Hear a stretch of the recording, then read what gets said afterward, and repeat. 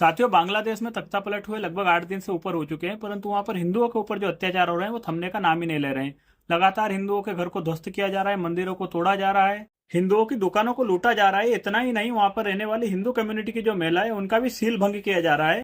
साथ ही साथ जो वहां पर इस्कॉन मंदिर था, जिसने बांग्लादेश की स्थापना के समय में लगभग 2 लाख लोगों को रोजाना भोजन खिलाया था, उस मंदिर को भी आग के हवाले कर दिया गया है। खैर, बेगैरत मलेच्छों से आप इससे अधिक किसी भी चीज की उम्मीद कर भी नहीं सकते हैं। और वहाँ की नई सरकार के मुखिया मोहम्मद यूनुस भी शुतुरमुर्ग की भांति अपनी गर्दन जमीन में दबाकर यह सब चीजें देख रहे हैं। और उन 1 करोड़ हिंदुओं की चीख पुकार सुनने वाला आपके और मेरे अलावा अब कोई बचा नहीं है। परंतु हमें तो अपनों ने लूटा, गैरों में कहाँ दम था, कि भांति हमारे देश का एक खास तबका, एक खास वर्ग है जिन्हें ना तो उन हिंदुओं की चीखें सुनाई दे रही है, ना ही उनकी पीड़ा उन्हें दिखाई दे रही है। गाजा के नाम पर अपनी छाती पीट पीट कर रोने वाले हमारे विपक्षी दल के नेता हो, या फिर जय फिलिस्तीन का नारा लगाने वाली हमारी पार्टियां हो, उन्हें बांग्लादेश के हिंदुओं के ऊपर हो रहे अत्याचार दिखाई ही नहीं दे रहे हैं।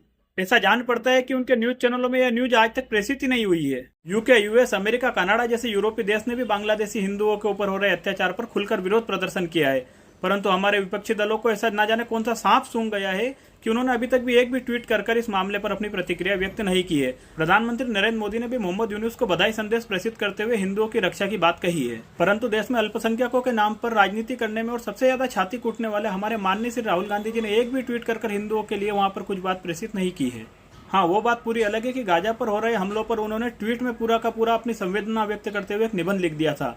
खैर, हमें उन सारी चीजों से कोई लेना देना नहीं है। हमारा बस इतना कहना है कि यदि आप गाजा पर अपनी संवेदना व्यक्त करते हैं तो बांग्लादेश में हो रहे हिंदुओं के खिलाफ अपनी संवेदना व्यक्त क्यों नहीं करते हैं? क्या बांग्लादेश में हिंदुओं के खिलाफ हो रहे अत्याचार अत्याचार नहीं है? या फिर आपको इस बात का डर है कि यदि बांग्लादेश में हिंदुओं के खिलाफ हो रहे अत्याचार पर आपने कोई ट्वीट कर दिया तो आपका वोट बैंक नाराज हो जाएगा? और यदि ऐसी कोई बात नहीं है तो आप क्यों बांग्लादेशी हिंदुओं के साथ खड़े नहीं हैं?